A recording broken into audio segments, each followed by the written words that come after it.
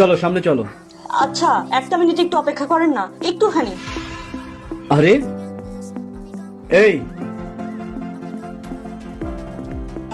এই তুমি এই অটোতে বসে লেখাপড়া করছো কেন? তুমি কি স্টুডেন্ট? হ্যাঁ। আর তুমি কি অটো চালক? সমস্যা নাই, আমি তো পারি চালাইতে, চলেন। আরে দাঁড়াও দাঁড়াও, জি? তুমি স্কুলে পড়ো না কলেজে পড়ো? কলেজে পড়ি। এই অটোটা কার? এই অটো তো আমার বাবার। তোমার বাবার অটো? আর তোমার বাবা কোথায়? বাবা তো বাসায়, কয়েকদিন ধরে আমার বাবা অসুস্থ। আমার মা নাই তো, বাবাই আমার সবকিছু। অসুস্থ থাকার কারণে আমার বাবা কয়েকদিন ধরে অটো চালাতে পারতেছে না।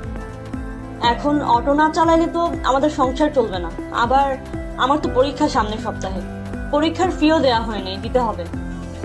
এখন ওইটার জন্য অনেক টাকা বাকি, তাই এই কয়েকদিন কলেজের পরে অটোটা নিয়ে আমিই বের হই। আচ্ছা, তুমি বড় হয়ে কি হতে চাও? আমার স্বপ্ন ডাক্তার হওয়ার। তোমার পরীক্ষার ফি কত? এই 5,000-এর মতো হবে। এই নাও, আমি তোমাকে 5,000 টাকা দিচ্ছি। এই 5,000 টাকা দিয়ে তুমি তোমার পরীক্ষার ফি দিবে।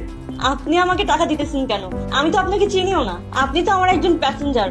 আপনাকে আমি নামাই দিচ্ছি, আপনি আমাকে আমার ভাড়ার টাকা দিয়ে দিলেই হবে। চলেন। মনে করো একজন মানুষ হিসেবে তোমাকে সহযোগিতা করছি, ধরো। আচ্ছা, আমি নিতে পারি, কিন্তু একটা শর্ত আছে। এই টাকাটা কিন্তু আমি আপনাকে আবার ফিরিয়ে দিব। আচ্ছা, সেটা দেখা যাবে। তুমি কই থাকো?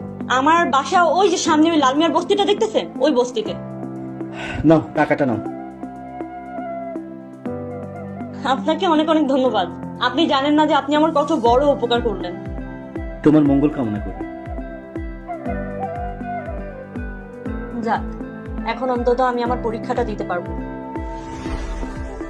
দেখেন, আমি তো আপনার পেপারস গুলো সবই দেখলাম, অনেক টাকার ব্যাপার।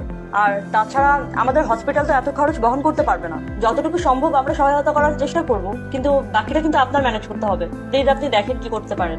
দেখেন, আমি গরিব মানুষ, আমার থেকে সেটা আপনি আরে! করেন। আমি বাঁচতে চাই। আচ্ছা, এক সেকেন্ড, আপনি একটু আপনার মুখের কাপড়টা সরান তো।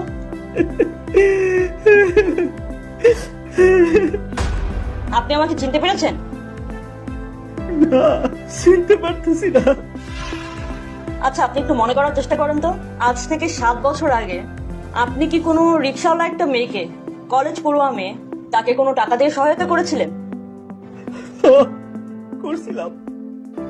বুঝতে পেরেছি, সেই মেয়েটাই আমি। আজকে একজন প্রতিষ্ঠিত ডাক্তার। আলহামদুলিল্লাহ। কিন্তু আপনার এই অবস্থা কেন? আপনি তো সম্পূর্ণ সুস্থ সবল ছিলেন, আপনার ভালো ব্যবসাও ছিল। আমার সবকিছু শেষ হয়ে গেছে। আমি ব্যবসায় লস করার পরে আমার সব